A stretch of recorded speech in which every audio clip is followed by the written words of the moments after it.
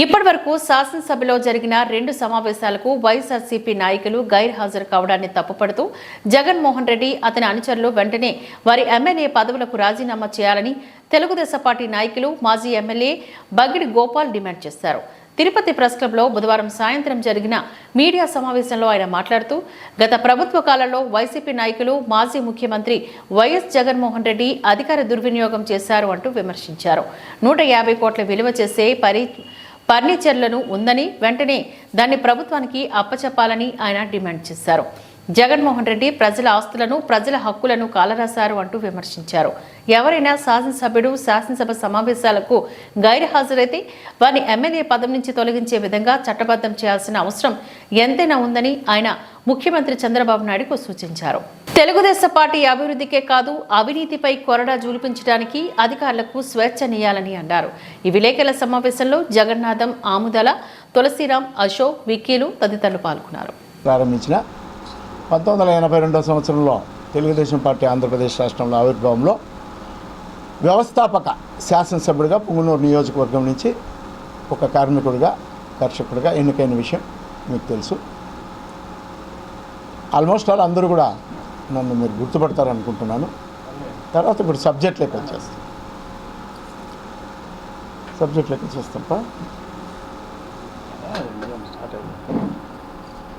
ఇప్పుడు ఈ ఆంధ్రప్రదేశ్ రాష్ట్రంలో ఉన్నటువంటి 175 మంది ఎన్నికైనటువంటి ప్రజాప్రతినిధులు దాదాపు 164 మంది వరకు శాసనసభకు హాజరవుతున్నారు. కొంతమంది శాసనసభ్యులు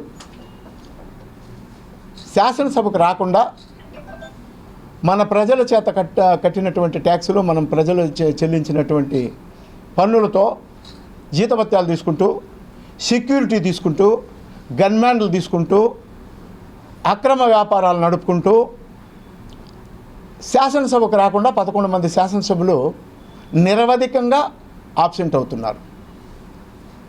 2 శాసనసభ సమావేశాలు జరిగాయి. మొదటి శాసనసభ సమావేశాల్లో ఏదో గత 5 సంవత్సరాలు అధికారం వెలగబెట్టినటువంటి సందర్భంగా వెంటనే శాసనసభకు రావడానికి సిగ్గయిందో, లజ్జయిందో, లేదు వాళ్ళు చేసినటువంటి ఘనకార్యాలు గుర్తుకొస్తాయని అధికార పక్షం వాళ్ళు మరి ప్రశ్నిస్తారని రాలేదనుకున్నాం.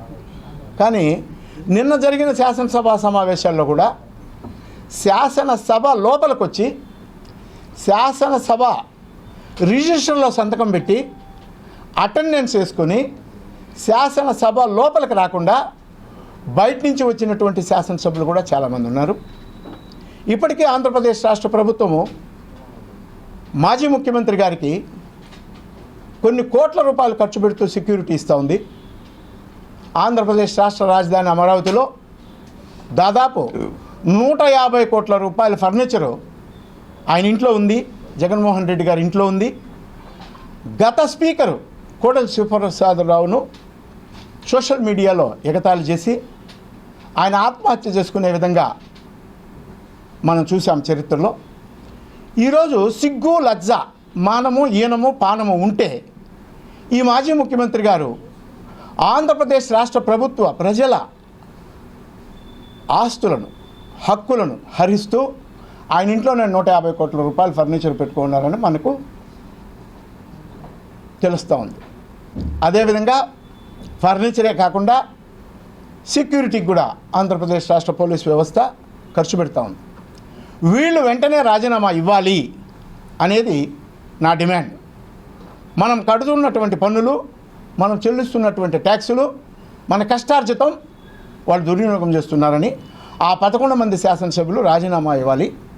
ఒకవేళ ఒక అల్టిమేటం ఇచ్చి నెల 15 రోజుల్లో 2 సమావేశాలు 3 సమావేశాలు శాసనసభలో ఒక తీర్మానం చేసి 3 సమావేశాలకు ఆబ్సెంట్ అయితే తర్వాత వాళ్ళ సభ్యత్వం రద్దు చేసే విధంగా కానీ ఏదన్నా ఒక అమెండ్మెంట్ తీసుకురావాలని చెప్పి ప్రస్తుతం అధికారంలో ఉన్నటువంటి ప్రభుత్వాన్ని డిమాండ్ చేస్తూ ఈ సమావేశాన్ని ఏర్పాటు చేయడం జరిగింది.